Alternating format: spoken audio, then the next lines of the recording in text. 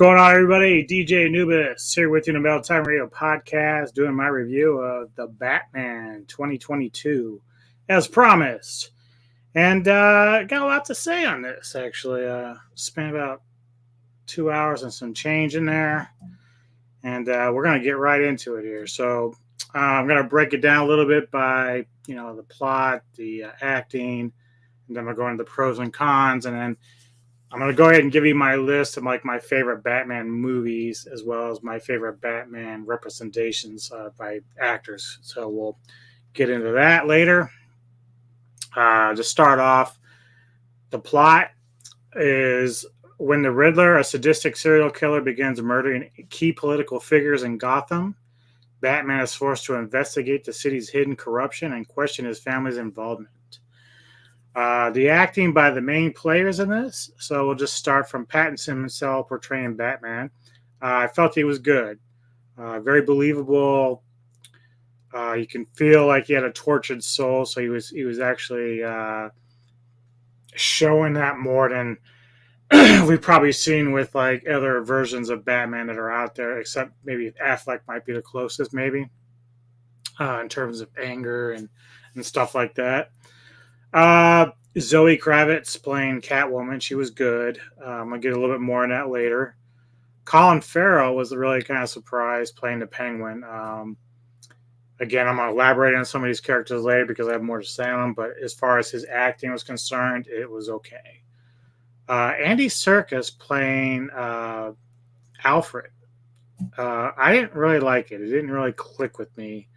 He's a good actor. I really like him, but in this role, I wasn't feeling it. Like it wasn't hitting the mark for me. So I put him down as poor in terms of the portrayal of Alfred the character. Jeffrey Wright was great as James Gordon. I actually liked him. Not as much as Gary Oldman. I always kind of felt like Oldman kind of like nailed it for me in terms of performance for playing Gordon. But Jeffrey Wright was really damn good. I really liked him in that. Paul Dano, who plays the Riddler, he did okay. Again, I'll explain more on that. And John Turturro, I believe he plays Falcone in this. He was great. Turturro can pretty much take any role he does and make it like stand out, no matter how small or minor his role is. Like, even if you're someone who hated like the first Transformers movies, he was really funny in that. Like, he made it funny and fun. Now, of course, his character in this isn't really fun, but again, he took that part and made the most of it. So I really thought his portrayal of the character was great. At the end, I'm not going to tell you who this character is. You'll just have to wait for the end. There's a character that shows up at the end very quickly. I thought the representation of what we were expecting from that character, I knew who it was going to be, but I was left like not impressed, really, so to speak. Like, and could be reasons for that. Prior to, again, I'll get into some of that, but let's just say I hope that whatever they do going forward with this particular universe, that they kind of showcase whoever that character is a little bit more than what I saw or heard. The pros in this movie, one of the coolest things about this, and we kind of saw it in the trailer when it came out, was the Batmobile. It looks like some sort of souped up Charger of some sort. It's probably my favorite version of the Batmobile, and I know it's kind of funny because it's sort of stripped down compared to some of the other stuff that we've seen over past Batman movies, but there's a moment where he first fires that fucker up, and like it's beautiful. So much so that the individual that he's chasing is almost in fear just from hearing it. Like, the lights haven't even come on, you just see kind of like the silhouette of the car, and it's a great moment in the movie. One of the things I've been hearing, let me get into this for the story itself. Riddler is really a good villain. The villain itself, in terms of how the character is portrayed as a character, is really good because the story has a lot of cat and mouse, a little bit of mystery, a little bit of thriller. One thing about this particular Batman film, it's sort of like a noir. So it's more like a detective type movie that you would see. But again, there are some issues. I'll get into that as well. There were some people telling me that there was some wokeness in this, and at the time that I was reading it, I thought, wow, man, I don't want to go into this and then all of a sudden be like shaking my head because they've getting preachy or overbearing or whatever. Uh, but it's very minor. Like there is some references, and the other thing that wasn't taken into account about the wokeness part of this movie is that the wokeness is actually part of the plot. The entire movie is based around underprivilege and overprivilege and etc. So yeah, there's a reference to white privilege in here, but it's really in reference to the actual plot of the story. So it's not like they were trying to go out of their way to like make it an agenda or anything, and it's so minor that you really wouldn't give a shit, and I didn't. So as far as the wokeness, it's great because it's not going out of its way to really be ridiculous with it. Cinematography, awesome, awesome, awesome. Very dark, gothic, a lot of great atmosphere. If you think about the original Crow film with Brandon Lee, it's sort of like that. It's got that whole look, a lot of rain, a lot of darkness, grittiness about it. I really enjoyed that cinematography part of it really, really well. Fight sequences are very good. When it comes to Batman, we're not really looking for like high martial arts stuff. Although Zoe Kravitz, I don't know if that's her or like a stunt double. I'm not sure if she did it herself or not. Whatever. Catwoman has probably the best fighting scenes, really, in terms of her ability, which is kind of expected. Now we're going to get into the cons. One issue that I ran into with this movie, and it happened at various parts of it, was that it starts to drag a little bit. Um, and usually when that happens, like when I start getting antsy towards the end of the movie or I'm getting uncomfortable, uh, it's probably because I feel like it's a little bit too long and it hasn't kept my attention enough. Uh, don't get me wrong, there's a lot of great stuff in this film, but it probably could have been edited to the point where it isn't dragging so much. Like they're really putting in too much shit in there, I guess would be the word for it. The other thing is the side characters from Catwoman on down to Penguin, Riddler, uh, even Gordon. Like these characters, despite the actors doing pretty good job and great in other parts of it, the characters themselves in this movie are really kind of bland. Like there isn't any real standout performances in terms of like, oh, this guy knocked it out of the park. I don't get that at all from any of the characters in this. Um, Even with Kravitz playing Catwoman, she's probably, if I'm just going by movies, my third favorite behind Michelle Pfeiffer and Hathaway, who did in the Nolan trilogy. Kravitz is good. She's probably one of the better ones of the group that stood out the most, I would think.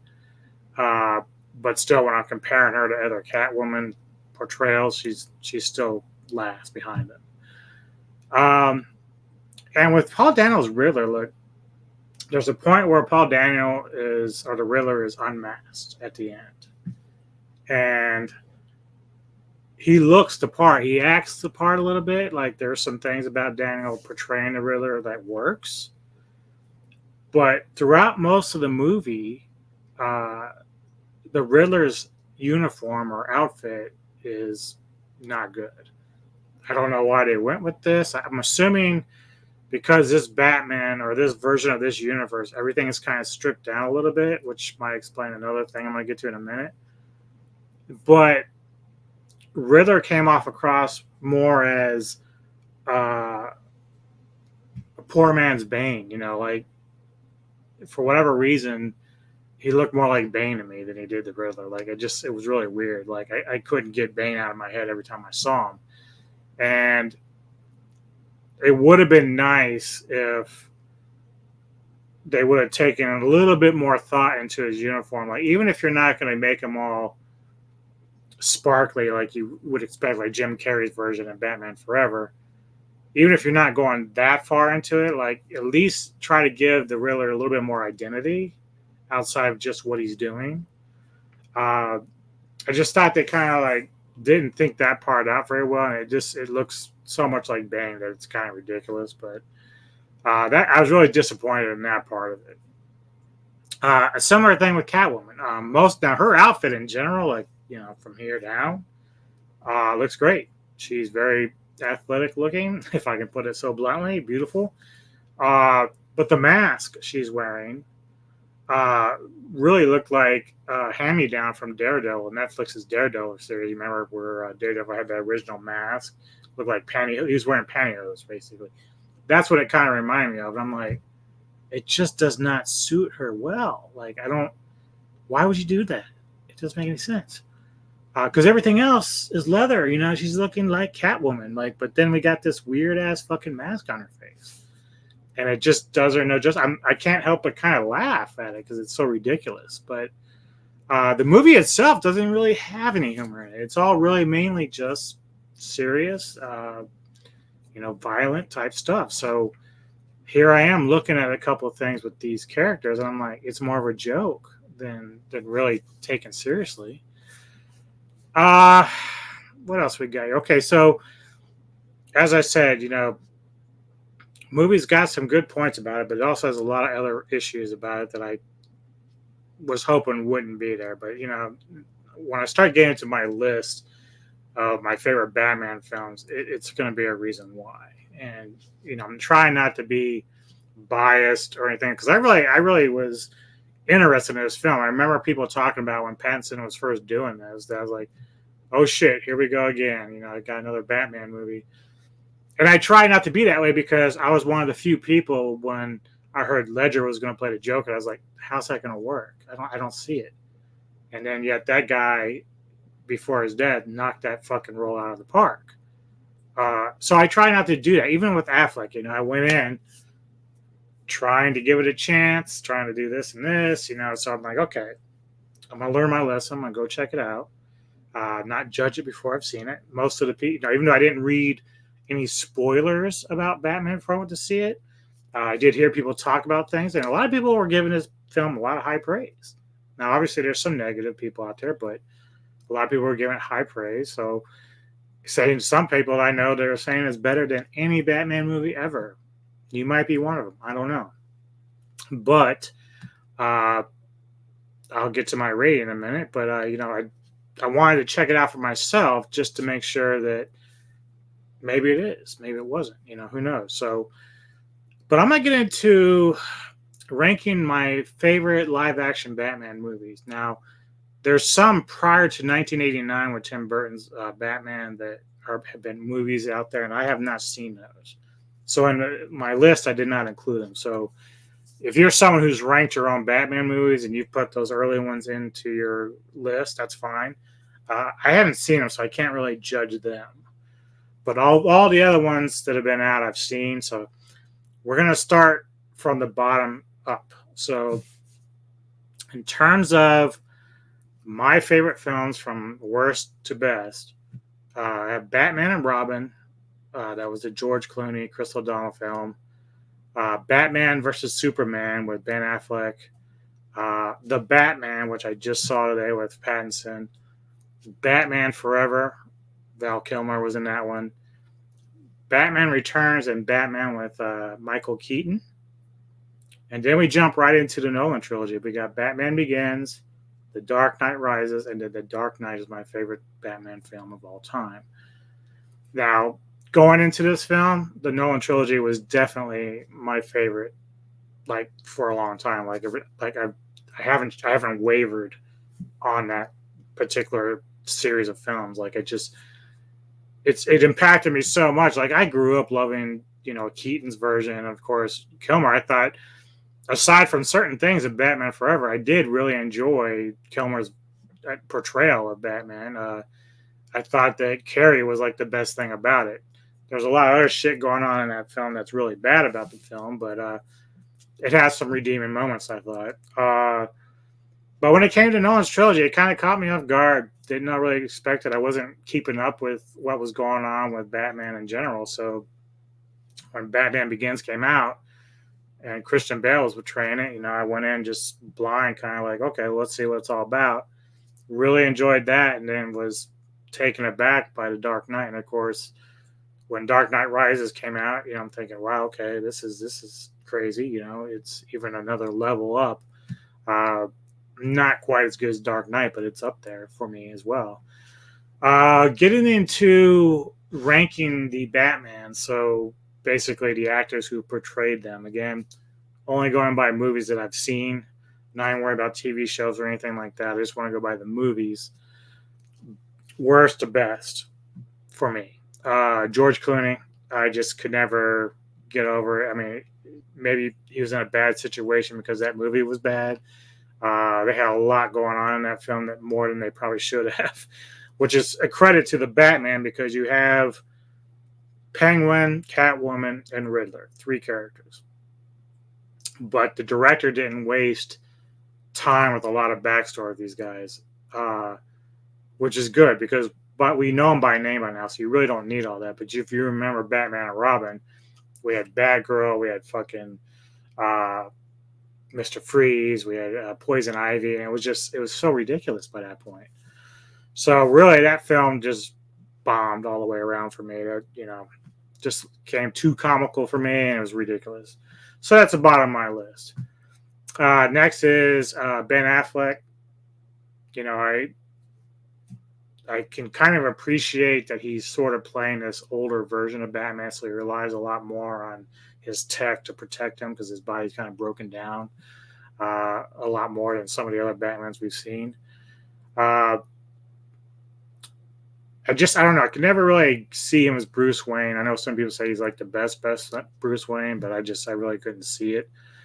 Then Val Kilmer is in my list there, and then Robert Pattinson, who had just done the Batman. He actually is third on my list. So I thought that despite some of the grumblings about how similar Pattinson's version of Batman was with Bruce Wayne, I thought he did a really good job. Like I was still able to distinguish between two of them, because you could tell when Pattinson was Batman, he was just angry. You could see it in the eyes. Didn't really have to say much. You could just see it in the eyes. Whereas when he was Bruce Wayne, there was like this sorrow and depression that you could see going on there. And I could tell, like, some people are having a hard time seeing separation of the people within him. But I could tell, I could see it. Then Michael Keaton, I thought, despite Tim Burton and everything, and where I am with the Nolan trilogy, like, Michael Keaton still is high up on my list as far as like representing Batman. And of course, Christian Bale, he's my top guy.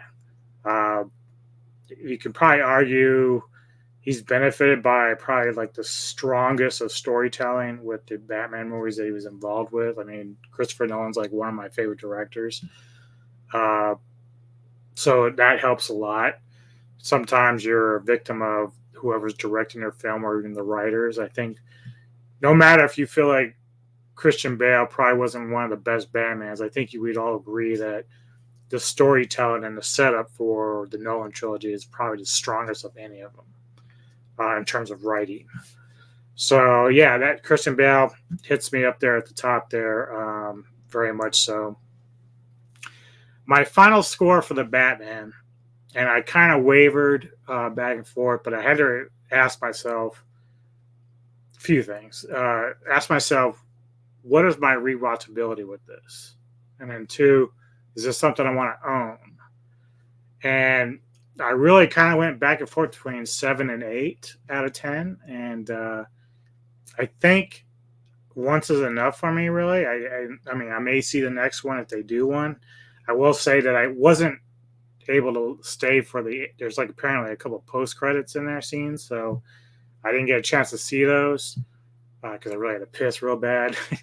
But if they do any more, I'll probably check them out. I mean, look, I'm a comic guy. I mean, I don't know much about comic books, but I just enjoy the movies that have been out there with Marvel and DC and whatever. So even if I come out seeing a movie and I think it's trash, at least I'm willing to go check it out. Uh, but I settled on 7 out of 10. It's a C grade for me in terms of movie and enjoyability. If it didn't drag so much, I probably would have given it an 8. But it really just kind of drags for me. There's just too many scenes where it's really unnecessary, and but you know opinions vary. One last thing before I let you all go. For you that follow the Fat Samurai guy, he's been out for a little while because his father recently passed away, and he's a really great guy, great YouTube personality. He does a lot of great content. Well, Rob from another YouTube channel, ETN, he's guest hosting a couple of Samurai shows. So basically, he's going to do the verses, which if you've probably seen me and Neko on before, uh, he's going to be taking over that for a little while, as well as Samurai's dad has a list of favorite movies that Samurai did on his channel, where he went through what his dad's favorite top 10 list was, I think. And so tonight at 9 p.m. Eastern, Rob is going to have guest people, including myself, on the channel to review. I think Predator. I think is the movie we're going to talk about because that landed up in his dad's list. And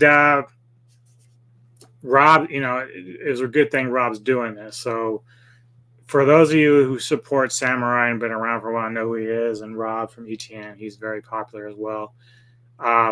Come by and give some likes to the channel and subscribe. And Rob's also asking if you can to give donations and tips. Rob himself has decided he's going to give $100 tonight. I'm going to drop a donation down for for Samurai as well tonight. Even if you can't give money, though, just being there and interacting with us and showing support for the channel and everything is important. To show your love for Samurai, because he's done so much for a lot of us smaller people on the YouTube universe here, including this schlub right here. So Neko and I really appreciate what Samurai's done as far as bringing us into his family to discuss movies and other entertainment, because we all love the same shit. So 9 p.m. tonight Eastern, folks. Talk a little bit about Predator and come show your support. Go see Batman. Give me your thoughts on it. Go see Batman.